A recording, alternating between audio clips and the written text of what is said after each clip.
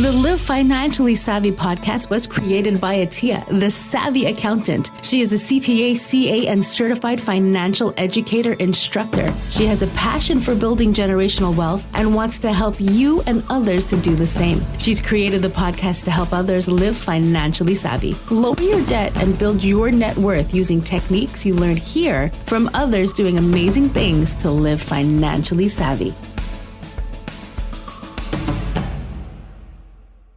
Hey, and welcome to another episode of the Live Financially Savvy podcast.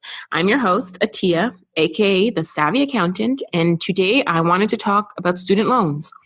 So I've said before that I didn't have to deal with student loans to the degree that so many people deal with here in the US, and so I don't really have a lot of background to talk about student loans and the plight that so many people deal with. So I wanted to have an expert on to talk more about student loans and how you guys can get rid of your student loans and just ways that she can help you with your student loans. And so today we're going to be talking to Sonia Lewis. And so a little bit about her background. She's an author and a speaker, and she's the CEO of an award-winning business, the Student Loan Doctor. So Sonia is considered the people's expert for all matters related to student loan debt repayment. She has over 7 years of practical higher education and financial aid experience. The Student Loan Doctor has been designed to educate others about their student loan debt and provide assistance in making a tangible plan for repayment. The social impact goal is to help the generation of borrowers become debt-free and to promote social mobility and wealth building. So Sonia is an expert speaker, and she's spoken across many range of audiences. She went to the White House briefing and spoke on the advancing equity for women and girls of color. She's spoken at Temple University, at Harcum College, Montgomery County College, and many more. So without further ado, she's also the author of the 31-Day Budget Guide. And so without further ado, we're going to get into the episode with Sonia, and you're going to hear about her in her own words, and we're going to talk student loan debts. And so we're going to hear from her point of view and what her company does to help you guys with your student loan debt. So thank you so much for being on the podcast, Sonia. I'm very excited that we get to talk about student loans because my background basically doesn't give me much information on student loans, being that I came from Montreal and I came here as an adult, so I didn't have the issue with student loans in the US. So I'm very excited to talk to you about student loans today. And I just like my guests to hear about you in your own words. So if you can just give background about yourself and how you got started in your own words, I'd really appreciate it. Sure. So thank you so much for having me on your podcast. Super excited to be here. So I'm Sonia Lewis, CEO of the Student Loan Doctor. Born and raised, still here in the community, Philadelphia, Pennsylvania. And for me, my story in a nutshell is that I started this business out of my own challenges and pain with student loans and really just personal finance. So my story, long story short, is that I had a lot of challenges with managing my own money years ago. And I was like, I don't think this is how I'm supposed to live. Like, what should it look like? But I didn't have an example. I didn't know where to go. I didn't know what book to read. So ultimately, I enrolled in a personal finance class that really, really changed my life.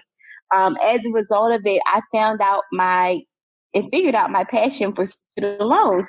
Now, my professional background is higher ed, financial aid, so I already knew how to do these things. But I understood once I started helping people that I like helping people and that I really, really enjoy working with individuals to help them understand their student loan debt. So for me, it started off as, a free ministry, if you will, but it started to really get buzz and traction so quickly. I mean, we've only been in existence as an entity for the last 2 years, but this past year, we've received a lot of attention and traction because, I think we just hit the nail on the head. It's a pain point for a lot of people. And so we can get into that a little later on in the podcast. But really, again, it just started with being of help and being of service. And then I figured out how to monetize and really, really add value to people's lives. Awesome. So I love how you say that it just started off as basically like a volunteer service, and then you found your passion for it. So I think that that's wonderful. And I think that it's awesome that you're helping people. And so I just wanted to touch on the services that your business offers. So I know you deal with all things student loan, but what are some of the beginning services that you offer? So if somebody has student loans, what would they come to you for? So if you're calling us, it's probably because there's something major happening with your loans, you're lost, you're very confused, you might be overwhelmed, or you might be the opposite, which we have a few clients that are like, you know what, I really want a strategic plan to get rid of this debt. But for us, we are at probably between credit repair, home buying, and just like help. They're about to go into my check. So my thing is we put out fires. And I think what people sometimes really mistaken is that a lot of times their student loans can be the bane of their financial existence. So, what I mean by that, in short, is that if someone's money isn't right, particularly there's this big debt that's continuously coming their way, they're not going to be able to mentally get on top of it or anything else unless they get a plan in place. And that's what we do. And I think that's like a great point that you bring up, the fact that student loans can be a hindrance for people to basically start their journey living like their best financial lives. Because especially being in the States, I think so many people have large balances of student loans. And when you see that large number, it's probably hard to decide to figure out how you're even going to start to pay this down when you have such a large number. Right. So what are some of the programs out there that, or how do you get people started on getting, like, paying down their student loans? Because for me, this is actually a foreign concept to me. So I wouldn't even know where people start with paying down. I know that there's forbearance programs, deferment programs, and stuff like that. And I'm not sure if they work hand in hand or it depends on the industry that you got your loans in. So can you talk about that a little bit? Yeah, so for me, really, I always ask people, do they want to repay? What is their goal with the repayment? Why now? Because this is something that many people put off for many years. So I always need to figure out, like, what's the why? And I need to figure out if that's going to be the driving motivator to get them towards and finish with repayment. So that's number one. The other thing is, I think because there are so many changes that are happening, especially like with home buying. If you have student loans, you have to be in repayment to buy a home. And so, because those new laws and programs are in effect, now people are like, oh man, I really got to tune in and pay attention and clean up my mess now. Oh, wow. So I didn't realize that you have to be in repayment, that you can't be on deferment and still get a home. Right. So there's no home buying if that loan is not in repayment and so this also, just think about it. This is the one debt that they can go into your check. They don't need your permission to take from you if you were to get into the rears. So if they go into your check, what is the thing that might be missing or what's going to be affected? It's going to be your mortgage, most likely. Yeah. And that leads to people defaulting, and particularly millennials, because of the high student loan debt that they have in the U.S. Yeah, and I think you touch about if they go in to get your checks, if you go into arrears. So that's basically if people file for bankruptcy, student loans is not touched. Like that wouldn't be lumped in if you do have a bankruptcy case. Like you basically have to repay your student loans Right. all the time. Am I correct? Right. So you have to be on top of your repayment, because once you get about 270 days behind, you go into something called default. And after default, you probably can sit there for up to a year if you're lucky. And then they go into your paycheck. Now, once they go into your paycheck, they're taking 15% of each check. And that's about 30% a month, which means you're volunteering at work. So to avoid all of that, Oh, wow. you really have to make a plan, because this thing just doesn't go away.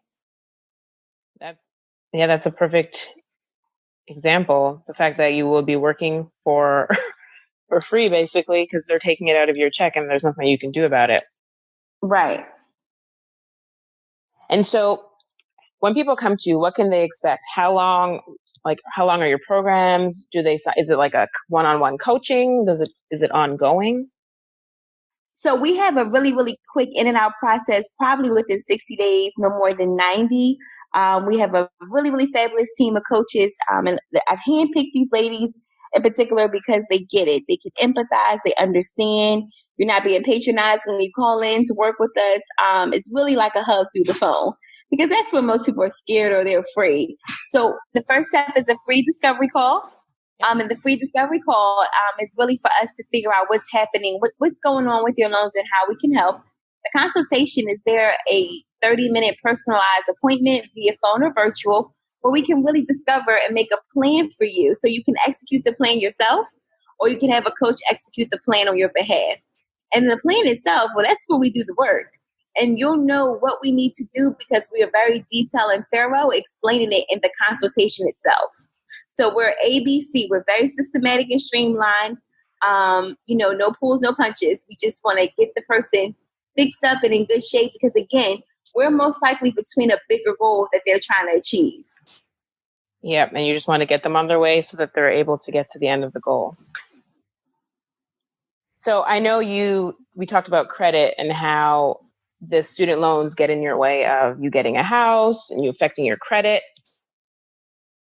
So if people are paying their student loans, like how does their student loans affect their credit rating?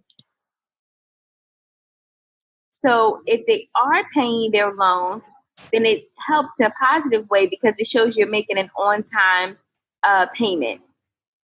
If you are not repaying your loans, well, then it just sits on your credit report like a rock. And so if it's in deferment, and that means to, not being active for payment because of being in school or economic hardship, then your loans are not going to affect your credit score in a negative way. They just don't really have an effect at all. They're just sitting there. But it does pull at your debt to income ratio, which ultimately can affect the score. So I should say that. If you are not in repayment, if you're in repayment but you're not paying, then like the first time you hit default, that's 60 to 80 points. If you're late, it could take away 30. So you just have to be mindful of what's your academic status. Okay. And so are there different programs out there? So excuse my ignorance, but are there different programs for people to put things in deferment? How long can they put it in deferment? Are they able to pay student loans? Like if somebody gets, it's not something that they have to pay the minimum, like they have to pay a certain amount per month, right? They can pay it off if they somehow come into some money. There's no prepayment penalties or anything like that, are there? No prepayment penalties at all. And so when we talk about repayment, you got to figure out which option is best for you. A 10-year, a 15, a 20, a 25, a 30. So there's options that you can enroll into, but you got to go by what's ever best for your budget. And what I remind people is that a lot of times people set up their life and then their student loans. And really, it should be your student loans and then your life. I know somebody will argue with me, and I get it. But that's how the government perceives it. So it should be, your student loan payment, your mortgage, and then your car. But most times it's your mortgage, car, or car then mortgage, then student loans. And that number just won't go down or go away because you have expenses. Yeah, that's true. And so so when I talk about debt repayment with my clients, I typically like the snowball method. So does that work with student loans? So the snowball method, if you're not consolidating your loans, then yes. Okay. Mm-hmm. Okay. And do you know of any programs for international students? So as you know, I come from Montreal and I actually have my younger sister, she's going to med school and she's actually in the States going to med school. And so this is going to be our first experience with student loans. And so are there programs for international students or anything like that? Or it's basically they give loans to whoever qualifies? Are there any programs that are out there? And yeah, so there are, as long as you're a permanent resident or U.S. citizen, then you're able to use federal student loans. If you're not, then you're able to use a private loan, and then the assets of either you or your parents would be considered to grant the private loan if possible. that probably would be the brunt of if there was anything available. It most likely would be a private loan if that person wasn't a citizen or a permanent resident. Okay. Okay. And so when you created I know you said that lately you blew up. Like I saw that you were featured, and I actually found you because you were featured on social media, and then your following started increasing. So was there a catalyst that did this? Like, were you featured somewhere and then somebody caught wind of it and then it just blew up? Like, how did you get your business to grow this fast in this short period of time? So, my joke has always been I'm one meme away from people knowing who I am and what we do. I knew and believed in the work we did from the very start. I mean, we actually were doing good business before the blow up. And the blow up has like times 10 everything, right? But I just told the story of our company, and it's that we're the first African American and woman student loan repayment company in the country. And I'm really proud about that because disproportionately African American women are affected by student loan debt statistically. And so when we talk about who's becoming new business owners or who's becoming, the highest earned salaries are increasing by African American women. But when you have a thing called debt, so that's the thing that's going to keep an African American woman or the population or itself of African American women from rising. Yep. And so as an African American woman, I'm super passionate about it because I do think that, what they didn't tell us on Love and Hip Hop is that we are the most degreed in the country, but that's not what's being portrayed on TV. But that is what's showing up statistically in terms of debt. So with that being said, I really wanted to champion the person that looks like me. Now, of course, we can help everybody and we love to help everyone. But I really think it's something special. And I think that's why it was embraced the way it was, is because, there's a company that looks like me. Oh, there's women that understand me. These women are probably not going to judge me. And so with all of that being said, I think that's why we were wildly popular. Yeah. And I think you brought up some great points. The fact that when it comes to debt, shame is such a big block in people's lives where it's hard to even begin to tackle it because of the shame. They feel like they're in this alone, like this debt that they have it's only them that's experiencing it. So I think that being relatable to you, seeing somebody that looks like you, knowing that somebody that looks like you cares and is trying to come up with solutions, I think that's positive. And I can't see how that is not going to benefit the community. And I mean, you said it, and Black women in America are like the highest educated. They're starting businesses at a higher rate than any other group. But like you said, this debt is there.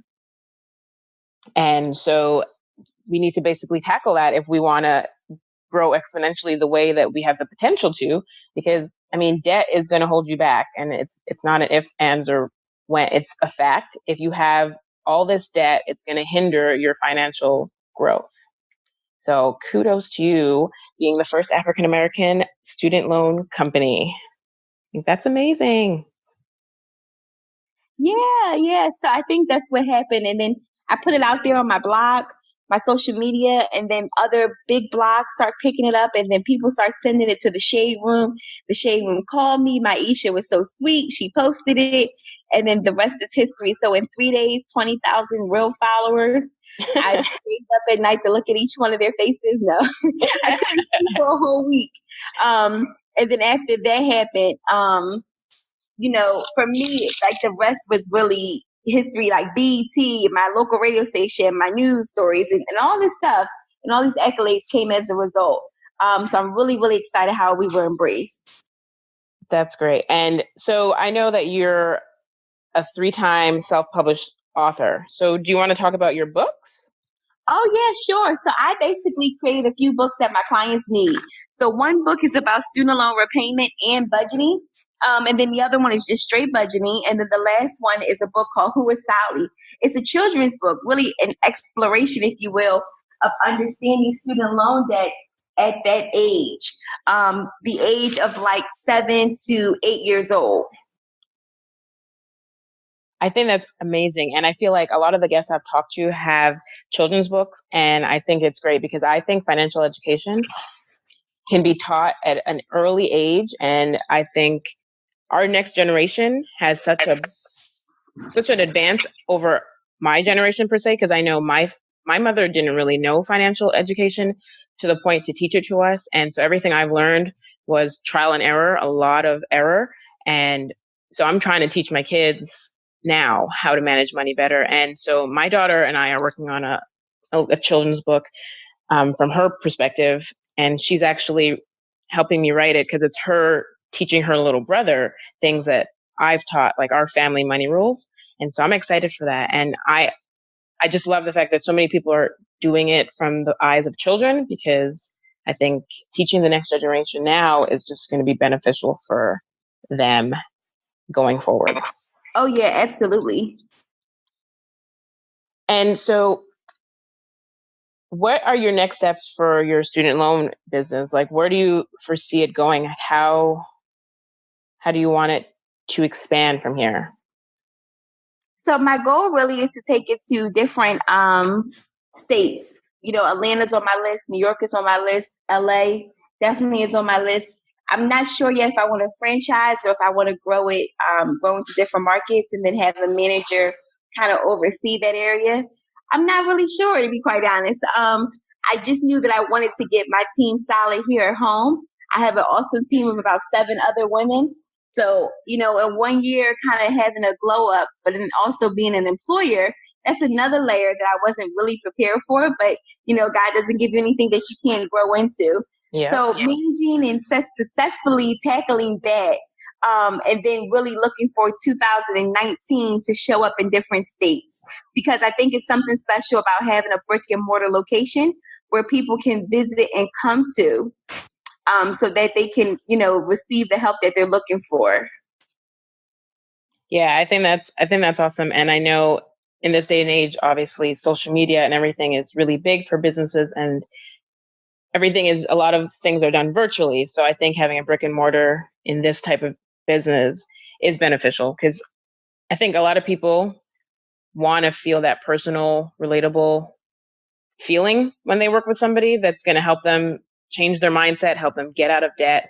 And so I definitely think that having a brick and mortar set up where you're from in your hometown, I think that's great that you're doing that. Yeah, I'm super excited about it. So I'm just like, stay tuned to it with us, because every, you know, day is a new day, and so many new opportunities are coming by way of us. And so we try to make sure whatever we're doing here in the city that we take it on the road. So we're on tour right now. So like this Sunday, for example, we have a event here in Philly. The following weekend we'll be in DC. Pretty soon we'll be in Atlanta. So we're taking our show, quote unquote, on the road so that people can come out and meet the team, learn from the team, and then if we need to do work one-on-one with them, we can do that virtually or by phone. I think that's awesome. So I'll put your event stuff in the show notes so that people know where you're going to be, so that they can come out and support you. Yeah, be good. I love meeting people, just the sweetest and kindest people. I still have to get used to people kind of like literally running up to me and giving me a hug. That's a bit much for me, because I'm not really a hugger, but I'm learning to become one. Because people are like, especially here in Philadelphia, like it just doesn't happen. But in one day I got hugs, and I was like, "What in the shade room is happening?" And it was just because they was like, "Oh my God, I know I had saw you. I thought I saw you before." And then some people are really, really funny with it. Like I saw a guy in the post office. He was asking questions about a passport. I don't know. I guess I look like customer service 100. I don't know. Anyway, long story short, I answered his questions. I knew the answer. And then he was like, "And I'm really proud of you. I see what you're doing out here. I sent my cousin over to you for her loans." And I was like, "Oh." So he knew who I was. So I think for me, it's still fun, and it's pretty cool, because no celebrityism, like it's not really that deep. I think it's just people really excited to see someone that looks like them be the answer to their biggest problem. Yep, I think that's exactly what it is. And it's awesome that they can see you and let you know that they're proud of you, and let you know that they're thankful for what you're doing. So I actually found a clip of you when you went to an event at the White House. So can you talk a little bit more about that? Because I thought that was pretty impressive. Yeah, so that was right in my first year of business. I got a special invitation to the White House to talk about issues that affect African American women and girls. And for me, that was like validation, like, oh, like this is for real. And yes, you're needed. And then there was also notification from my job to go, oh, she's for real and she's needed. So what I always tell people, and I've said this on other podcasts, is that other people will see your gift before you can see it. Now, here's the challenge with that. While it sounds cute like a compliment, people will use and maximize your gifts until you figure it out. I just happened to figure mine out, and then I was no longer employable. Wow, So, that was deep. so when I came back from the White House, I got treated a little different, not in a bad way, but my president of my college came to my office personally and was asking me about my experience in the White House. And that's when it hit me like it just got real. So it was either for me at that point was I was going to continue to play small, right, and not operate in my gift, or I was going to have to make it, do what it do. And pretty much in like 5 months later, I left and I went full time, and it's been a blessing ever since. So I always remind people that people know, especially if you're in a certain particular area like sales or you're really good with customer service, like people can always see your gift. Now, you might be cool with someone using your gift, then you can be an employee, and that's okay. I don't knock employees because I was one for many years, right? But then it's going to get to a certain point where you're going to have to say, you know what? Okay, you know what? I probably could make more money on my time. Yep. Mm-hmm. And that's I never heard of it or never thought of it like that, but people definitely see your gifts before you do, or before you even acknowledge it, like before you accept it for what it is. Yeah, so that for me, I think has been the biggest thing. Is like, no, I'm not going to let anyone use my gifts anymore. We're good. And even now, when people call me to partner, and like, I know what you see. Like, I took the course, and so this little glittery ball of magic you want to tap into, you want to be connected to, and I get it. But when I tell you, and if everyone could just understand what their gift is, I do believe that poverty could be resolved and reduced, right? Yeah. Because you shouldn't do anything that's not in the wheelhouse of your gift. And so I'm hoping that someone's listening to this. I know we're supposed to talk about student loans, but I do go into my gift tangent because it was really for me, when I got into my gift, what I used to make in a month, I could make in a day. And I didn't come up with that type of money. So when I understood, oh, like you're really, really great at this. And it's not just that I'm great at student loans, right? It's that I'm great with connecting at people at their pain point and then providing one word. It's called hope. So I'm a hope dealer. So when you decide whichever your gift is, if you're an accountant and you do numbers, guess what? You're a hope dealer too. Because I don't want to do the accounting, right? And the people that you help don't want to do it. Or let's say they come to you in a really, really crazy mess with their numbers, and then you figure it out. And you're like, oh, all we need to do is you just gave hope in a bottle. Yeah. And so I think that if everybody could just really boil down what their thing is, it's money on the other side of that. That makes sense. It does make sense. And that was a word that you just gave. So thank you for sharing that.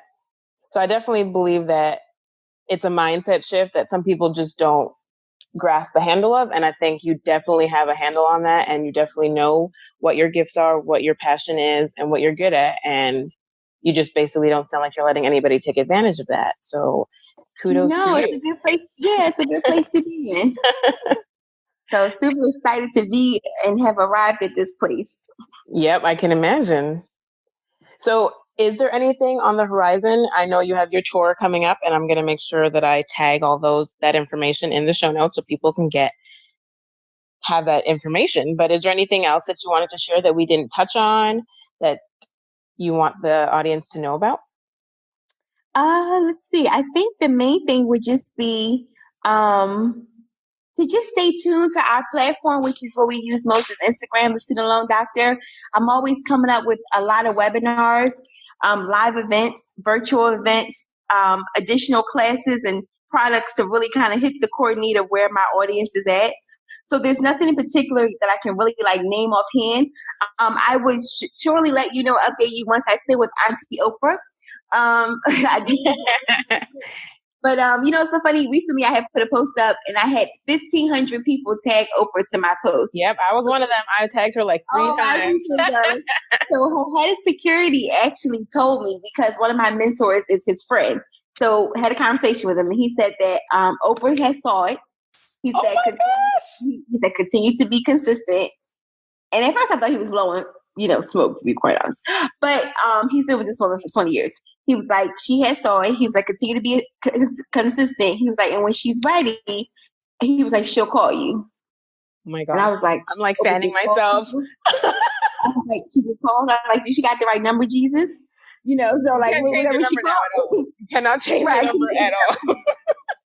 I'm together with this number for forever. So that was awesome, because I think the other thing is people want popcorn success. Now, while mine does look like popcorn success, let me be clear. There was a whole year in which I was working from 9 to 5 and then from 6 to 10. And then there was a whole year when it was just me. When I went full time, pretty much, I was almost at a year of working every day from 9 to 9 or 9 to 11. Yep, you put the work in. So this isn't no overnight anything. And then I will probably say I never took a dime for funding. This all came from the muscle, literally. Some months we just clear payroll, and then some months we have more than enough. But I will say I probably never ate ramen noodles for dinner. Thank you, Jesus. And, just things I didn't have to worry about, because, when it's something that's good for you, when it's for you, you're not going to be in a place of lack or struggle. And sometimes we kind of struggle with God, like, this is what I want to do, but did he tell you to do it, right? Exactly. And are you telling him, or are you listening to him to hear what he tells you to do? Right. So for me, I'm super grateful, because every entrepreneur cannot share the same story. So I don't take it lightly that this business has been a blessing and not a burden. And then I'm able to be an employer. So to be able to employ 3 ladies full time really means something to me. Because I always tell people, I don't have children, but I have people that have children. Yep. So if I can't cut a good check, that might stop something in the household, possibly. So for me, I think once I got out of my own way and I realized that it just wasn't about me anymore, I was able to, at that point, get to what I now call success. Yeah, and I definitely think you're successful. So at the beginning of this journey, how bad were your student loans? Like, you don't have to give a number, but were they? Yeah. They weren't bad. They just weren't in repayment. And so for me to make my plan, they haven't been bad. I just wasn't paying. They were deferred, darling. I was doing the deferral game. Okay. But I was like, no, I don't want to do that. Like, I want to start getting my credit together, and I want to, and so that for me was the catalyst. And then when I called my lender, my God, I had to be transferred 5 times just to get an answer. Oh my so God. It hit me. If I know the questions to ask, what about the person that doesn't have the patience or know what to ask? Yeah. It's very discouraging, I can imagine. So yeah, no, very discouraging. And so that's why I kind of really remembered that. And it was so easy for me to get started, because I was like, I wouldn't want somebody else to have that experience. And I'm sure they have. Exactly. And basically you did like what the textbook, what you're supposed to do. You found their pain points and you're addressing it. And I think that's that's a major factor in why you're being so successful in this business, because this is definitely a pain point for a lot of millennials. So I like to by asking my guest what living financially savvy means to them. Financially savvy would be to be able to be in a place of abundance. So one of the things I'm really looking forward this year with my financially savvy life is to start some real estate investing. I want to make sure that my business nest egg is solid. And I really want to start treating my family and friends to things that I would like to treat them to. Like the other day, I took my family out to dinner, right? That's not a big deal. Like many people could take their family out to dinner, but it was big for me because I remember when I was working at where I was working, I'm not treating nobody to dinner. Like we all pay for ourselves and I could be the mathematician at the table. You know what I'm saying? I was good with that. But able to pay and cover for everyone was really special to me because I just wanted them to show up. And I feel like the food even tastes better for them, that they didn't have to buy a dime. And so that's my little small accomplishment. But in the future, I would like to take my family like on a cruise or I would like to throw a big in the park picnic for all my friends. And I really, really just think about like, how can I be a good giver? Because I tell people you cannot be a good giver broke. Yeah. I've never seen anybody be a good giver broke. And so if I have a giving spirit, if I ultimately want to be a good giver, I got to have a lot of money. That's true. So I'm just going to keep that lot of money part in prayer. Yep. But I love how you had abundance in your meaning, because I think that's like a core of living financially savvy is you need to have abundance. And while money isn't your end goal, it's definitely a tool that's going to help you live the life that you want to live and help your family the way that you want to help them. So we are going to speak it into existence that your financial savvy life is here. It's going to keep growing in His name. So thank you so much for being on the podcast. If there's anything else you wanted to add, I'm open to hearing about it. And otherwise, I'm going to post all these things in the show notes. I'm going to tell everybody about your tour, and that's going to be listed there. And so thank you so much again for your time. Yeah, thank you so much for having me, and thank you for being so flexible with my schedule. I'm like, do you understand that Jesus is at the wheel and I'm not? So I'm just trying to not burn bridges along the way because you're fine. Every day is pegged to the rim. And I actually really, really look forward to each day. So thank you so much for having me. And I would love to come back on your podcast and talk about my experience with Auntie Oprah. And yes, you definitely will. It's recorded. It's there. You have to come back and talk about your meeting with Auntie Oprah. Yes, I'm super excited. So thank you so much. And then let's please stay connected. And then what state are you in, by the way? What city and state are you in? I'm in Orlando right now. So we just moved from South Jersey to Orlando in December. Okay. Well, if I set up something in Orlando, because there's a lot of student loan debt in Florida, we definitely should be doing a joint event together. We definitely will. That would be awesome. It will be. Thank you so much. I look forward to that. Thank you. So have a great night, and thank you. All right. Talk to you soon.